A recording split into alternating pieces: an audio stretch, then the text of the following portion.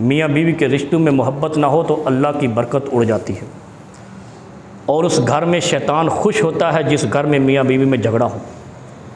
और मियाँ बीवी में झगड़ा सिर्फ एक बुनियादी वजह है, बाकी सारी रिश्तेदारियाँ अलग हैं। उस बुनियादी वजह क्या है मियाँ बीवी में झगड़े की, जिसको हम वो समझते नहीं है, सोचते नहीं है, हमारे वो बिल्कुल यानी इधर से आती उधर से निकल जाती है।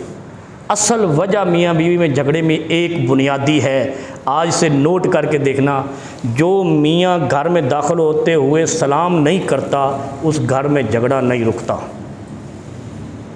मियाँ बीवी में इख्तिलाफ़ नहीं रुकता। फिर इस बुराई से आगे बुराइयाँ बढ़ती जाती हैं। इख्तिलाफ़ के लिए कई बहाने पड़ते जाते हैं, जैसे एक मुकदमा बन जाए तो फिर 200 भी बन जाते हैं, और अगर एक ही ना बने, बहाना ही ना मिले तो कोई मुकदमा नहीं बनता।